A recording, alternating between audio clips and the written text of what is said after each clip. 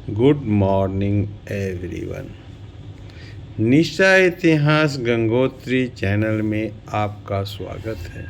मैं इतिहास विषय MGC 1 BA हिस्ट्री में आज जो पढ़ाने जा रहा हूँ वह है कि भारत में प्राचीन काल के समय मापन का क्या इतिहास है, इसकी व्याख्या आज हम लोग करेंगे। तो समय हमारे लिए कितना महत्वपूर्ण है यह जानते हैं। प्राचीन काल में भी समय की गणना की जाती थी। आज के घड़ी की तरह हम लोग उस पर आश्रित नहीं थे। समय की गणना की वैज्ञानिक विधि हमारे पास थी, उसकी चर्चा करेंगे। इससे पहले आप लोगों से आग्रह है कि आप लोग निशा इतिहास गंगोत्री चैनल को सब्सक्राइब कीजिए और जन जन तक पहुंचाने में निशा मैम के उद्देश्य को सफल बनाइए। तो आगे हम लोग पढ़ेंगे कि भारत में प्राचीन काल के समय मापन का क्या इतिहास है। तो हम लोग जानते हैं कि समय मानव जीवन का अत्यंत महत्वपूर्ण अंग है।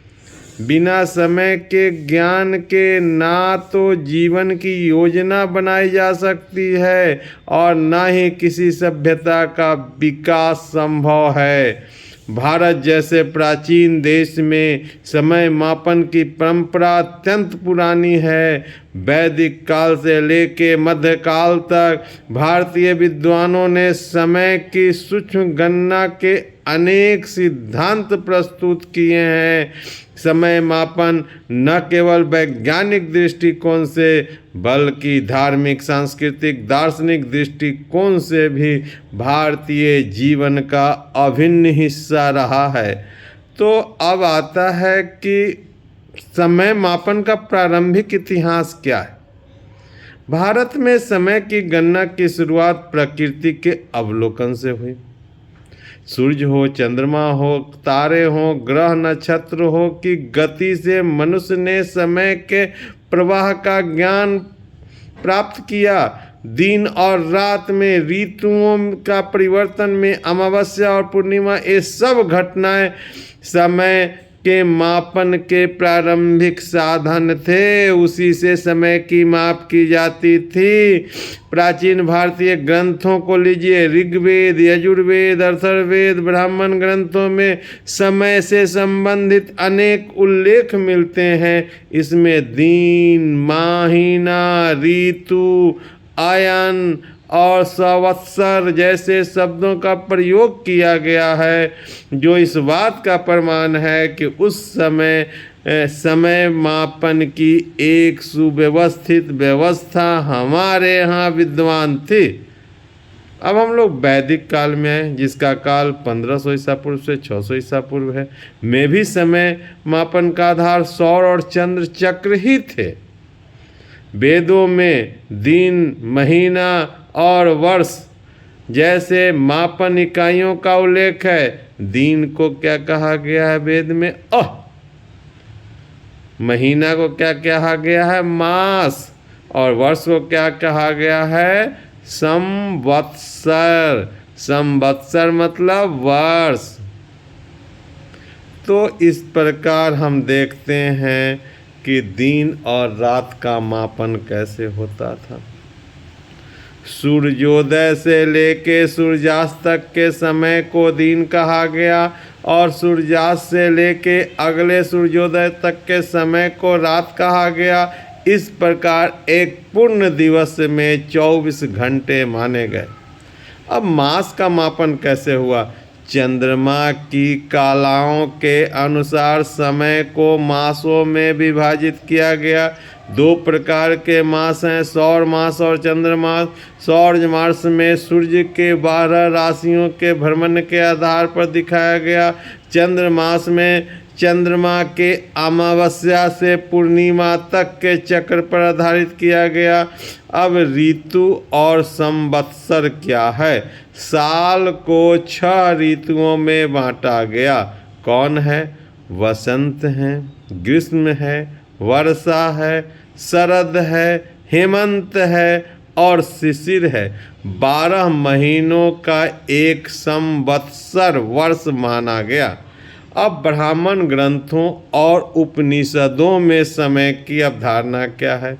ब्राह्मण ग्रंथों जैसे शतपथ ब्राह्मण, ऐत्रेय ब्राह्मण में समय की और सूक्ष्म इकाइयों का उल्लेख मिलता है। इन ग्रंथों में बताया गया है कि एक दिन में 30 मुहूर्त होते हैं और प्रत्येक मुहूर्त लगभग 48 मिनट का होता है। इस प्रकार पूरे दिन की गणना में 24 घंटे को 30 भागों में विभाजित किया गया था। उपनिषदों में समय को ब्रह्म का प्रतीक माना गया है। अब है कैवल्य उपनिषद या बृहदारण्यक उपनिषद में समय की सृष्टि का मूल तत्व बताया गया। यह विचार दर्शाता है कि भारतीय चिंतन में समय का दार्शनिक पहलू पर भी अत्यंत गहरा प्रभाव पड़ा है। ज्योतिष शास्त्र और गणितीय दृष्टिकोण से समय को हम लोग देखेंगे तो भारतीय समय मापन की सबसे वैज्ञानिक स्वरूप ज्योतिषीय शास्त्र में देखने को मिलता है। ज्योतिष वेदांग वेदों का एक अंग है, विशेष रूप से खगोलीय घटनाओं और समय गणना से संबंधित था। ज्योतिष के 3 मुख्य भाग माने गए हैं। सिद्धांत ज्योतिष जिसमें ग्रह और तारों की गति का अध्ययन है, संहिता ज्योतिष जिसमें प्राकृतिक घटनाओं का भविष्यवाणी है, और होरा शास्त्र जिसमें जन्म कुंडली और भविष्य कथन से जुड़ा हुआ है। और इन तीनों को ही हम लोग ज्योतिष कहते हैं। ज्योतिष का 3 पार्ट है।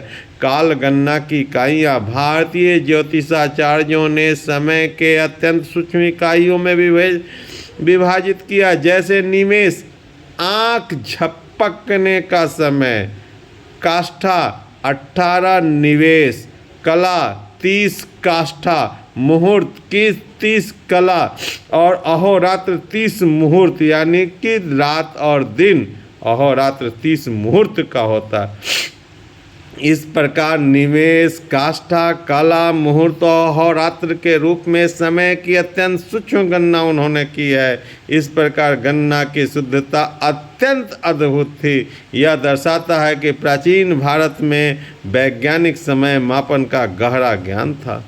अब आइए सौर और चंद्र कैलेंडर की परंपरा।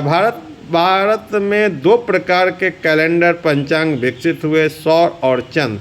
सौर पंचांग में क्या हुआ? सूर्य के राशि चक्र के आधार पर वर्ष की गणना की जाती थी। तमिल, मलयालम, बंगाली कैलेंडर सौर प्रणाली पर आधारित है। चंद्र पंचांग चंद्रमा की कलाओं पर आधारित है। हिंदू पंचांग में अमावस्या और पूर्णिमा के अनुसार तिथियां गिनी जाती है।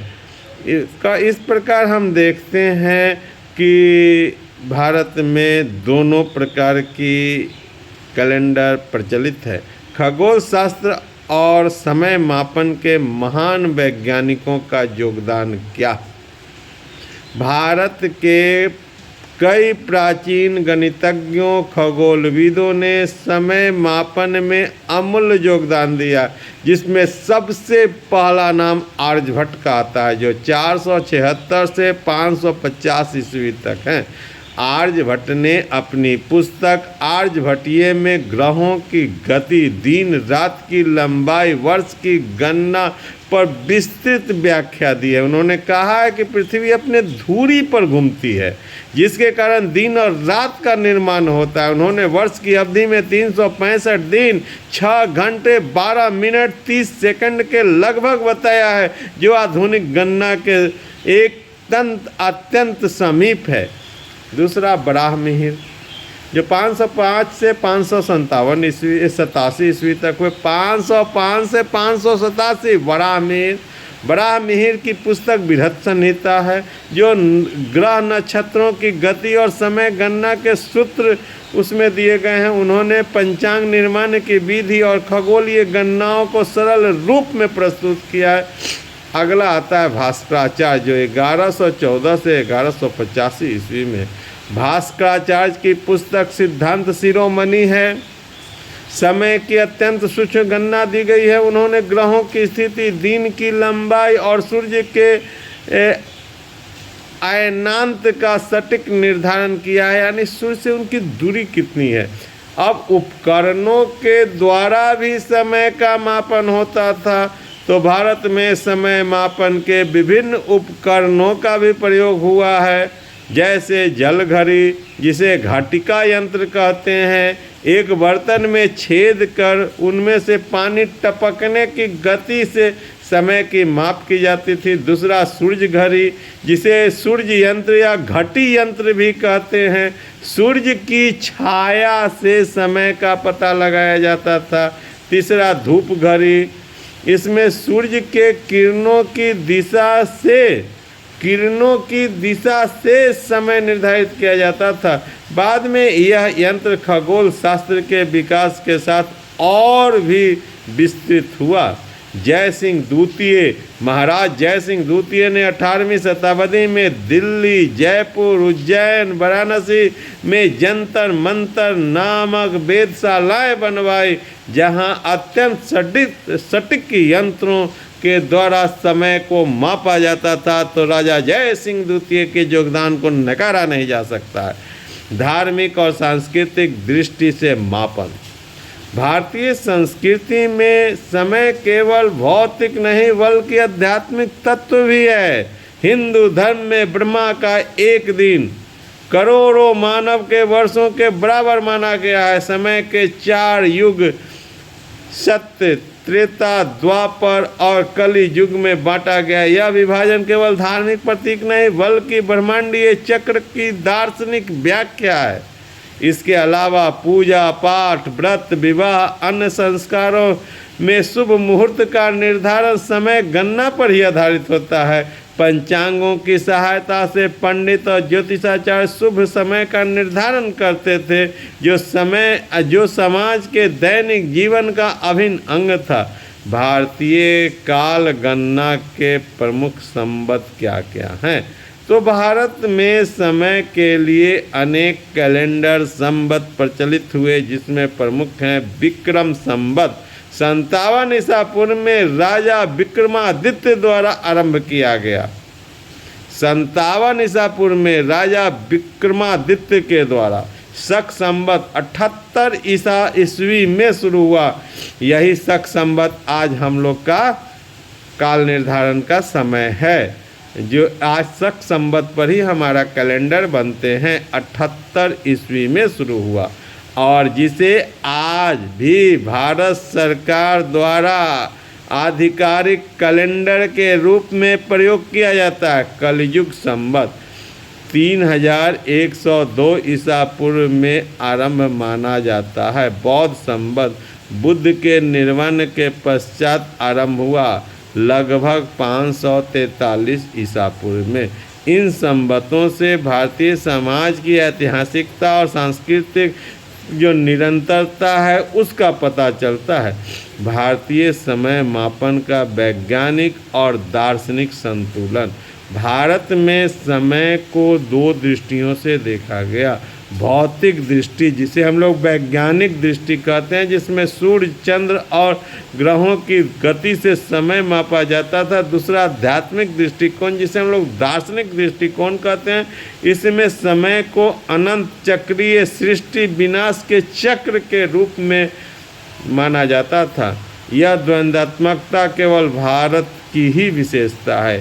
यहाँ समय न केवल गणना का विषय था बल्कि जीवन दर्शन का भी आधार था। और आधुनिक काल में प्राचीन ज्ञान की क्या प्रासंगिकता है? तो आज जब हम परमाणु घड़ी और सैटेलाइट आधारित समय मापन का उपयोग करते हैं, तब भी भारत की प्राचीन गणना प्रणालियाँ प्रेरणा देती हैं।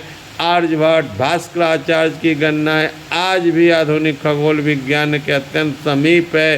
पंचांगों में दी गई तिथियां, ग्रहों की स्थितियां आधुनिक कंप्यूटर आधारित सॉफ्टवेयर के लगभग समान पाई जाती है, जो भारतीय गणितीय परंपरा की वैज्ञानिकता को सिद्ध करती है। अब हम लोग निष्कर्ष पर बात करेंगे। तो भारत में प्राचीन काल से ही समय मापन का ज्ञान अत्यंत विकसित था। सूर्य, चंद्रमा, ग्रह, नक्षत्रों की गति का सूक्ष्म अध्ययन, दिन रात, मुहूर्त, मास, ऋतु, वर्ष का सटीक गणना, ये सब भारत की गहरी वैज्ञानिक परंपरा का परिचायक है।